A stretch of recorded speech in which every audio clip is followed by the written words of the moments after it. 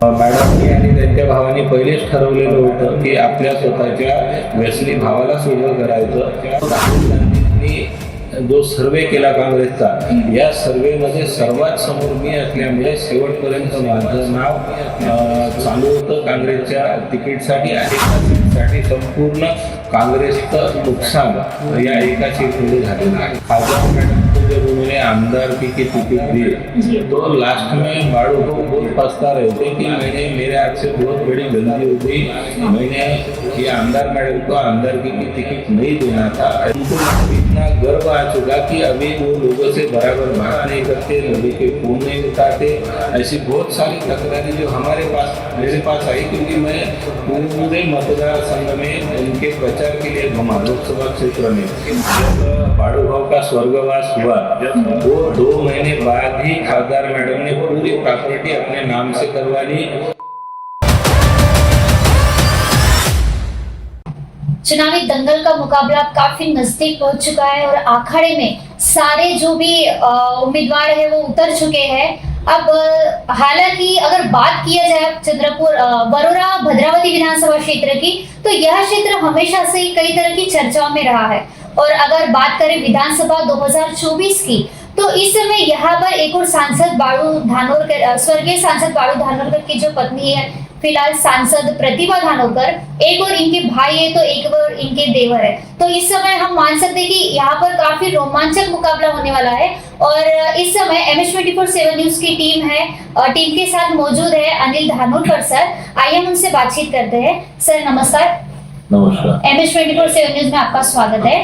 Sir एक और चर्चा में थी और आप भी एक तरीके से इंटरेस्टेड थे कि आपको कांग्रेस की ओर से टिकट मिले. हालांकि ऐसा नहीं हो पाया और आखिर में उनके जो भाई हैं उनको टिकट दी गई. तो इस बारे में आप क्या कहना चाहोगे? मी 2019 पासून जेव्हा खासदार साहेब स्वर्गीय बाळूभाऊ धानोरकर खासदार झाले, त्या अगोदर ते आमदार होते. त्यांनी शिवसेनेकडून आमदारकी सोडून खासदारकीचं तिकीट काँग्रेसकडून मिळवलं आणि उभे राहिले. मी त्यावेळेस भद्रावती नगरपालिकेचा शिवसेनेचा अध्यक्ष होतो. परंतु तेव्हापासून मी बाळूभाऊ सोबत सतत काँग्रेसचं काम केलेलं आहे. त्यानंतर झालेल्या विधानसभेच्या निवडणुकीमध्ये सुद्धा जे प्रतिभाताई आज खासदार आहे, त्या सुद्धा आमदारकी करता उभ्या होत्या. त्यांना सुद्धा मी भरपूर मदत केली. त्या वरोऱ्याला राहतात, परंतु तिकडे खूप कमी मतं होते त्यांना आणि लीड नव्हती. मी माझ्या भद्रावतीमध्ये केलेला विकास आणि कामामुळे भद्रावती शहरातील नागरिकांचा माझ्यावरती असलेला विश्वास, यामुळे 2019च्या आमदारकीच्या निवडणुकीमध्ये तिकडून जेवढ्या मतांनी मागे होत्या तेवढे मतं भरून काढून त्यांना 10,000 लीड या भद्रावती शहराने दिली आणि त्यांना सुद्धा निवडून आणलं. आणि त्यानंतर आता जे लोकसभेची निवडणूक झाली 2024 मध्ये, प्रतिभाताईला भद्रावती शहरामध्ये 59 बूथ आहे, त्यापैकी 55 बुथावरती लीड आहे. हे सर्व भद्रावतीकरांचं जे प्रेम आहे, कारण मी सतत 15 वर्षापासून भद्रावती नगरपालिकेचा अध्यक्ष आहे. मी शिवसेनेचा जिल्हा प्रमुख सुद्धा 3 वर्ष होतो, 2016 ते 2019. आणि मी केलेल्या कामामुळे या भद्रावती शहरातील नागरिकांचा माझ्यावर असलेला विश्वास, यामुळे याचा फायदा सर्व धानोरकर कुटुंबाला झालेला आहे. अच्छा, मगर जैसे कि आपने भी कहा कि अध्यक्ष रह चुके, जिला प्रमुख रह चुके हैं और इस तरीके एक राजकीय तौर पे आपका एक काफी अच्छा एक्सपीरियंस है, आप एक्सपीरियंस पर्सन हो, मगर फिर भी आपको पार्टी की तरफ से टिकट नहीं देने का कारण क्या रहा है? आपको क्या लगता है? खासदार मॅडमला स्वतः त्यांच्या भावाला तिकीट द्यायचं होतं, कारण जेव्हा लोकसभेची निवडणूक चालू होती त्यावेळेसच त्यांचे भाऊ स्वतः इकडे तिकडे काही ठिकाणी बोलले की समोरचा आमदार मी राहणार आहे, मी विधानसभा लढणार आहे. परंतु लोक त्यांना मजाकीत घ्यायचे की हा काहीतरी बोलतो बा, याला कारण याचं बोलणं बरोबर नाही, याचं वागणं बरोबर नाही, हा व्यसनी आहे आणि याला कोणी तिकीट देणार नाही, हा उभा पण राहणार नाही, असं लोकांना वाटायचं. परंतु मॅडमनी आणि त्यांच्या भावानी पहिलेच ठरवलेलं होतं की आपल्या स्वतःच्या व्यसनी भावालाच उभं करायचं. त्यांनी मला एक दिवस स्वतः बोलावून सांगितलं की सोनिया गांधीजींनी सांगितलं की तुम्हाला तिकीट देऊ नको, आणि बूथ प्रमुखांची मीटिंग झाली, त्यांनी सुद्धा सांगितलं बूथ प्रमुखांनी की तुम्हाला तिकीट देऊ नका धानोरकरला. परंतु मी म्हटलं की मी एवढा मोठा नाही की सोनियाजी माझ्या बाबतीत सांगेल, आणि मी एवढा छोटा नाही की बूथ प्रमुख सुद्धा माझ्या बाबतीत बोलेल. परंतु त्या बहीण भावाने ठरवलेलं होतं, आणि जो राहुल गांधींनी जो सर्वे केला काँग्रेसचा, या सर्वेमध्ये सर्वात समोर मी असल्यामुळे शेवटपर्यंत माझं नाव चालू होतं काँग्रेसच्या तिकीटसाठी, आणि मलाच तिकीट सुद्धा मिळणार होतं. एक वेळ तर अशी परिस्थिती आली होती की लिस्ट सुद्धा म्हणजे फायनल झाली होती आणि टाईप करण्याकरता गेली होती. परंतु मॅडमनी नंतर मग त्या ठिकाणी आपलं रडणं हे ते करून, आणि मी जर ती सीट निवडून नाही आणली तर मी म्हणजे वर चेहरा दाखवणार नाही, हे करणार नाही, अशा प्रकारचं इमोशनल ब्लॅकमेल करून मॅडमनी ते आपल्या भावासाठी तिकीट आणलं, आणि या चंद्रपूर जिल्ह्यातील ज्या इतर काँग्रेसच्या सीटा होत्या त्या सर्व त्यांनी सोडून दिल्या. या एका सीटसाठी संपूर्ण काँग्रेसचं नुकसान या एका सीटमुळे झालेलं आहे. मगर ये बात भी चर्चा में थी कि आप दोनों द्वारा शिंदे सर जो सीएम शिंदे हैं, आप उनसे उनकी मुलाकात हुई, आपने उनकी मुलाकात ली इस पार्टी के बंटवारे टिकट के बंटवारे के दौरान ही. तो आपको क्या लगता है, अगर मतलब ठीक है अगर कांग्रेस से आपको टिकट नहीं मिली मगर फिर भी बीजेपी में भी टिकट ना मिले, इस तरह की कोशिश सच में सांसद प्रतिभा धानोरकर की थी क्या? हाँ, उनका तो अभी भी ये था कि मुझे जो वंचित की टिकट मिली वो भी मुझे ना मिले, क्योंकि उनको मालूम है कि अगर मैं कहीं से खड़ा हो गया तो नुकसान उनका ही होना है.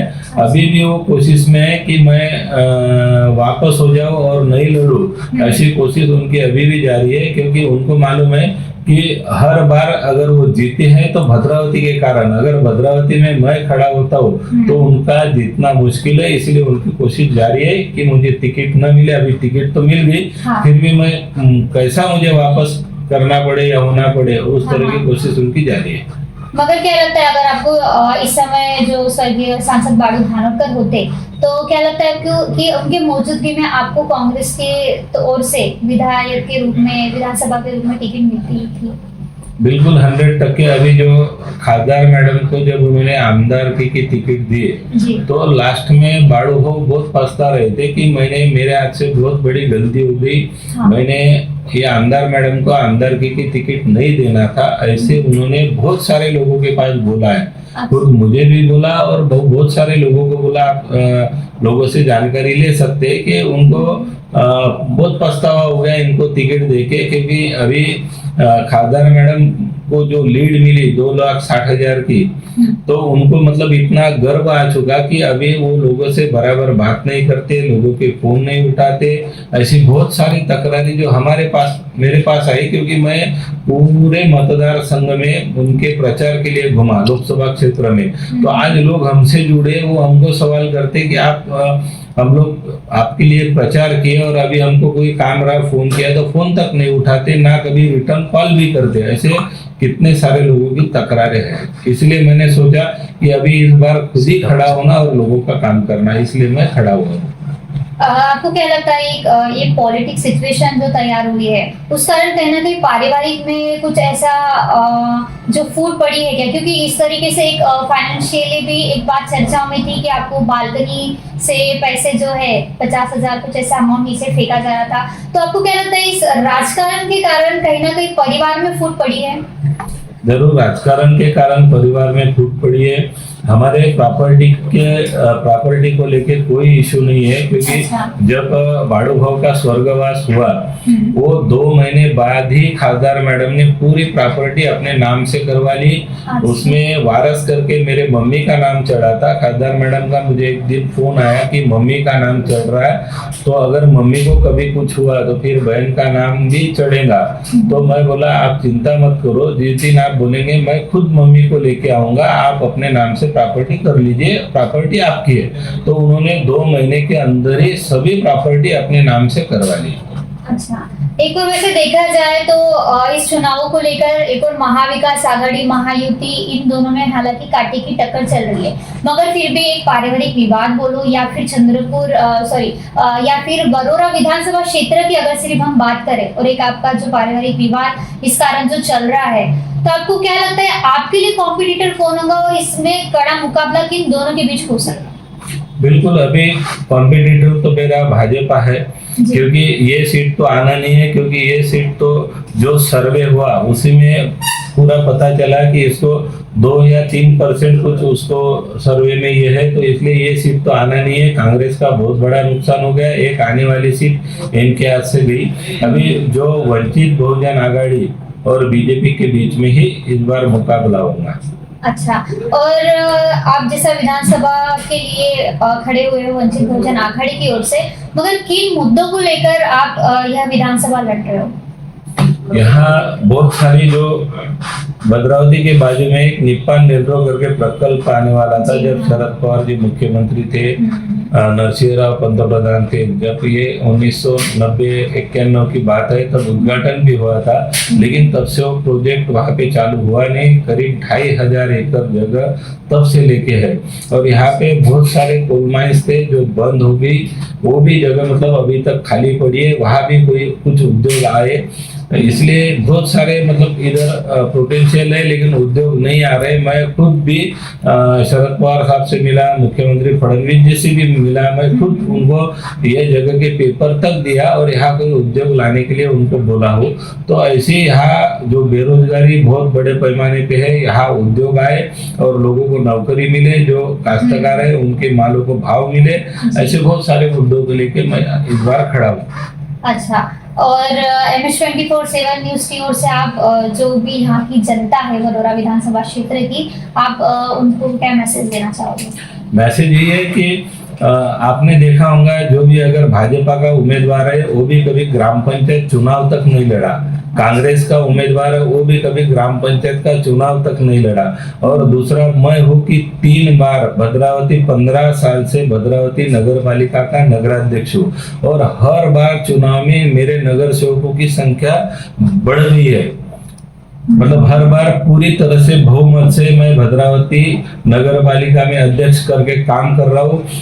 दूसरी तरफ देखा जाए तो वडोदरा नगर पालिका जो अंग्रेजों के टाइम से अभी तक वहाँ पे शुद्ध पानी नहीं मिलता, लेकिन मेरे यहाँ भद्रावती में मैंने 15 साल के अंदर ही 24 घंटा में भद्रावती को पानी दे सकता हूँ, और एक स्वच्छ और सुंदर भद्रावती मैंने निर्माण किए।